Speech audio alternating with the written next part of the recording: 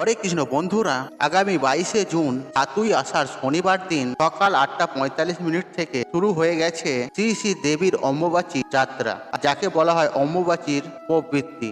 এবং এই অম্বুবাচী থাকবে আগামী 25শে জুন 10ই আষাঢ় মঙ্গলবার দিন রাত্রি 9:08 পর্যন্ত। অর্থাৎ এই সময়কালকে বলা হয় অম্বুবাচীর নিবৃত্তি। বন্ধুরা, এই অম্বুবাচী কি এবং কেন এই অম্বুবাচী পালন করা হয়, এবং এই ভিডিওর মাধ্যমে আপনাদের কাছে ব্যাখ্যা করব এই অম্বুবাচী চলাকালীন সময়ে কোন কোন জিনিসগুলি পালন করতে হয়, এবং এই সময়কালে শাস্ত্রে যে বিষয়গুলিকে নিষিদ্ধ বলে গণ্য করা হয়েছে। আজ এই সমস্ত কিছু বিষয় নিয়ে এই ভিডিওতে আপনাদের সাথে বিস্তারিত আলোচনা করব। আর ভিডিওটি মনোযোগ সহকারে শেষ পর্যন্ত দেখুন, এবং ভিডিওটি দেখার পর আপনার যদি ভালো লাগে তাহলে ভিডিওতে একটি লাইক করে কমেন্টে জয় মা কামাখ্যা লিখে কমেন্ট অবশ্যই করবেন, এবং ভিডিওটি যতটা পারবেন বন্ধু বান্ধব আত্মীয়জনদের সাথে শেয়ার অবশ্যই করবেন, যাতে মা কামাখ্যার আশীর্বাদ আপনার এবং আপনার পরিবারের উপর সদা সর্বদাই থাকবে, এবং আপনার পরিবারের সদস্যরা সুস্থ এবং নিরোগ থাকবেন। বন্ধুরা, প্রত্যেক বছর আষাঢ় মাসে এই সময়টাতে সূর্যদেব আদ্রা নক্ষত্রে প্রথম পাদে অবস্থান করেন। আর মহাজাগতিক ধারায় পৃথিবী যখন সূর্যের মিথুন রাশিস্থ মৃগশিরা নক্ষত্রে অবস্থান করে, আর সেদিন থেকেই অম্বুবাচীর প্রবৃত্তি বর্ণনা করা হয়, এবং তার 3 দিন পর ঠিক সেটি শেষ হয়। আর তখন তাকে বলা হয় অম্বুবাচীর নিবৃত্তি। আর অম্বুবাচী কথাটি এসেছে সংস্কৃত শব্দ অম্ব এবং বাচি থেকে। আর অম্ব শব্দের অর্থ হলো জল, এবং বাচি শব্দের অর্থ হলো বৃদ্ধি। অতএব গ্রীষ্মের প্রখর দাবদাহের পর যখন বর্ষার আগমনে সিদ্ধ হয় এবং নবরূপে বীজ ধারণের জন্য যোগ্য হয়ে ওঠে, তখন সেই সময়কে বলা হয় অম্বুবাচী। অর্থাৎ সূর্য আষাঢ় মাসে যেদিন যে সময় মিথুন রাশিতে আদ্রা নক্ষত্রে প্রথম পাদের গমন করে, সেই সময়কাল থেকে মাতৃস্বরূপ পৃথিবী এবং আত্মা শক্তির মহামায়া ঋতুমতী হয়ে পড়েন। পৃথিবীকে ধরতী মাতা রূপে সম্বোধন করে শাস্ত্র মতে এই 3 দিন মাটি খুঁড়ে চাষাবাদের কাজ করা হয় না, যেহেতু ঋতুবতী মহিলারাই কেবল সন্তান ধারণ করতে পারেন। তাই মনে করা হয় অম্বুবাচীর পর এই পৃথিবীও শস্য শ্যামলা হয়ে ওঠে।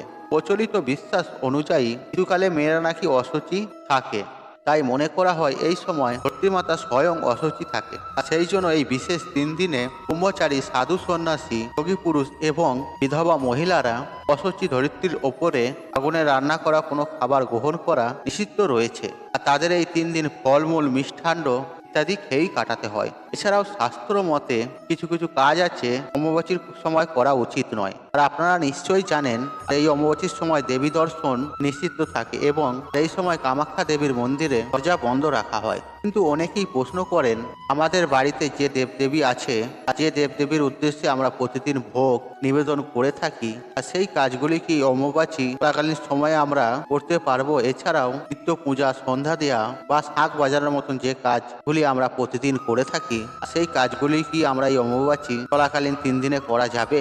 বন্ধুরা, এর উত্তরে আপনাদের বলি, যে সমস্ত কর্মগুলি নিত্যকর্ম অর্থাৎ প্রত্যেক দিন করা হয়ে থাকে, আর সেই সমস্ত কর্মের ক্ষেত্রে এই অম্বুবাচীতে কোনো রকম বিধি নিষেধ নেই।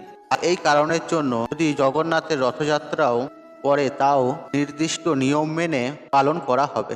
তাই প্রত্যেক দিন আপনি যে নিত্যকর্ম করছেন, আর সেই কর্মগুলি পালন করার ক্ষেত্রে এই অম্বুবাচীতে কোনো বিধিনিষেধ নেই। কেবলমাত্র যে দেবদেবীদের উদ্দেশ্যে আপনি নিত্য পূজা করে থাকেন, বা নিত্য পুজো করার সময় আপনি যে মন্ত্র উচ্চারণ করে থাকেন, এই অম্বুবাচীর 3 দিন সময় এই মন্ত্র উচ্চারণ করার প্রয়োজন নেই। শুধুমাত্র ধূপ এবং প্রদীপ প্রজ্বলন করে হাত জড়ো করে প্রণাম করলেই যথেষ্ট। যদি আপনি কোনো গুরুমন্ত্রে দীক্ষিত হয়ে থাকেন, তাহলে যতবার সম্ভব আপনি এই গুরুমন্ত্র জপ করতে পারেন। আর আপনি যদি কোনো রকম দীক্ষা না নিয়ে থাকেন, সেক্ষেত্রে আপনার এই সময় মন্ত্র উচ্চারণ করা চলবে না। বন্ধুরা, আমি আশা করছি আপনাদের এই বিষয়টি পরিষ্কারভাবে বোঝাতে পেরেছি। নিত্য পূজায় যা যা আপনি করে থাকেন, অর্থাৎ শাঁখ বাজানো, ধূপ বা প্রদীপ প্রজ্বলন করা, ভোগ নিবেদন করা, এই সমস্ত কিছু আপনি নির্দ্বিধায় করতে পারেন। কিন্তু এই নিত্যকর্ম ছাড়াও এক রকমের কর্ম হয়, তাকে আমরা কাম্য কর্ম বলে থাকি। অর্থাৎ মনের কোনো ইচ্ছা বা আকাঙ্ক্ষা নিয়ে যে পুজো করা হয়, যেমন ব্রত, উপবাস, সত্যনারায়ণের পূজা প্রভৃতি। এই কাম্য কর্মের পূজাগুলি এই অম্বুবাচীর 3 দিন সময়ে করা নিষিদ্ধ।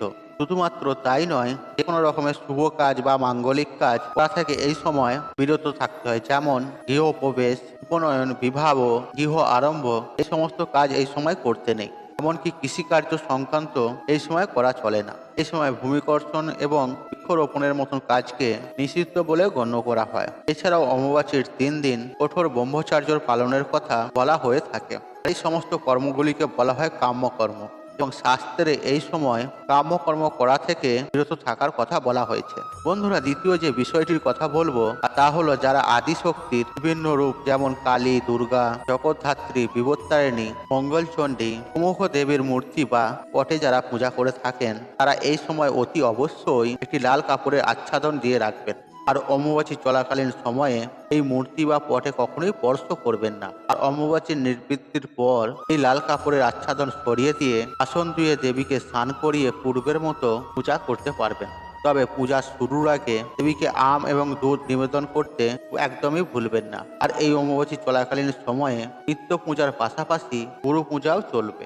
আর গুরু যদি নারী হন অর্থাৎ গুরুমা হন তাহলেও তার পূজা করা চলবে। এবং যারা শাস্ত্র মন্ত্রে দীক্ষিত তারা এই সময় জপ ধ্যান করতে পারবেন, কারণ জপ ধ্যানে কোনো প্রকারের দোষ হয় না। আর এই অমাবাসী চলাকালীন সময়ে তুলসী গাছের গোড়াকে মাটি দিয়ে উঁচু করে রাখতে হয়। তুলসী গাছে প্রতিদিনের ধূপকাঠি ও প্রদীপ প্রজ্বলনের ক্ষেত্রে কোনো প্রকারে বাধা নিষেধ নেই, তবে প্রদীপ দেওয়ার সময় কোনো রকমের মন্ত্র বা হরে কৃষ্ণ মহামন্ত্র জপ করবেন না। আরেকটি কথা এক্ষেত্রে মনে রাখা প্রয়োজন যে অমাবাসী চলাকালীন সময় তুলসী গাছে জল দিতে নেই বা তুলসী পাতা তুলতেও নেই। আর শ্রোতাদের মধ্যে অনেকেই প্রশ্ন করেছেন আমাদের বাড়িতে যে দেবদেবী আছে অমাবাসীর সময় সেই দেবদেবীর পূজা করা যাবে কি না এবং তাদের উদ্দেশ্যে ভোগ নিবেদন করা যাবে কি না। বন্ধুরা, এই প্রশ্নের উত্তরে বলি বাড়িতে আমাদের যে দেবদেবী থাকে তাদের পুজো সাধারণভাবেই সম্পূর্ণ হবে। যদি কেউ ভোগ নিবেদন করতে চায় আর সেটিও করতে পারে এবং বাড়িতে যদি আপনি কোনো দেবী মূর্তি প্রতিষ্ঠা করে রাখেন তার পুজোও করতে পারবেন। যেমন আপনি মা লক্ষ্মীরও পুজো করতে পারবেন, মা সরস্বতীরও পুজো করতে পারবেন, তাহলে আপনি আদিশক্তির রূপকে আপনি পুজো করতে পারবেন না। আর শুধুমাত্র মনে রাখবেন এই সময় দেবী মূর্তিকে স্পর্শ করা যাবে না এবং অমাবাসীর 3 দিন দেবীকে একটি লাল কাপড়ে আচ্ছাদিত করে রাখতে হবে। আর অনেক শ্রোতা প্রশ্ন করেছেন অমাবাসীতে কোন কোন জিনিস খাওয়া নিষিদ্ধ। আর তাদের উদ্দেশ্যে বলি এই অমাবাসীতে যে কোনো রকমের পোড়া জিনিস বা রান্না করা জিনিস খাওয়া নিষিদ্ধ, তবে ফল বা যে কোনো রকমের শাকসবজি আপনি খেতে পারেন। আর শুধু মনে রাখবেন মাটির তলায় উৎপন্ন হয় এরকম শাকসবজি যেমন কুমড়ো, আলু প্রকৃতিকে এই সময় বর্জন করার কথা বলা হয়ে থাকে, কারণ অমাবাসীতে ভূমিকর্ষণকে নিষিদ্ধ বলে গণ্য করা হয়। আর যাদের বাড়িতে লক্ষ্মীনারায়ণ যুগলে আছে তাদের পুজো নিত্যদিনের মতো রোজের মতো সাধারণভাবেই সম্পূর্ণ করতে পারেন। আর শ্রোতাদের মধ্যে বেশ কিছুজন জিজ্ঞাসা করেছেন যে অমাবাসীর সময় গীতা পাঠ বা হনুমান চালিসা পাঠ করা যাবে কি না। তাদের উদ্দেশ্যে বলি আর এই সময় গীতা গ্রন্থকে স্পর্শ করা উচিত নয়, তাই এই অমাবাসীর 3 দিন গীতা পাঠ বা হনুমান চালিসা পাঠ করা থেকে বিরত থাকুন। আশা করছি বন্ধুরা এই ভিডিওটি আপনাকে সমৃদ্ধ করতে পেরেছে এবং বন্ধুরা এই অমাবাসী চলাকালীন আপনারা অবশ্যই আম দুধ খাবেন। বন্ধুরা, আশা করছি এই ভিডিওটি আপনাদের ভালো লেগেছে, তাহলে ভিডিওতে একটি লাইক করুন, একটি কমেন্ট করুন, একটি শেয়ার করুন এবং বন্ধু বান্ধব আত্মীয়জনদের সাথে শেয়ার অবশ্যই করুন। মনে রাখবেন আপনার একটি শেয়ার অনেক মানুষ উপকৃত করে তুলতে পারে। আর আপনি যদি আমার চ্যানেল নতুন হয়ে থাকেন তাহলে চ্যানেলটি অবশ্যই সাবস্ক্রাইব করুন, পাশে থাকা নোটিফিকেশন অন রাখুন, কারণ নিত্য নতুন ভিডিও সবার আগে দেখার জন্য। ঈশ্বর আপনার মঙ্গল করুক, আপনি সুস্থ থাকুন, নিরোগ থাকুন, আপনাদের মঙ্গলময় হোক। হরে কৃষ্ণ কৃষ্ণ কৃষ্ণ হরে হরে।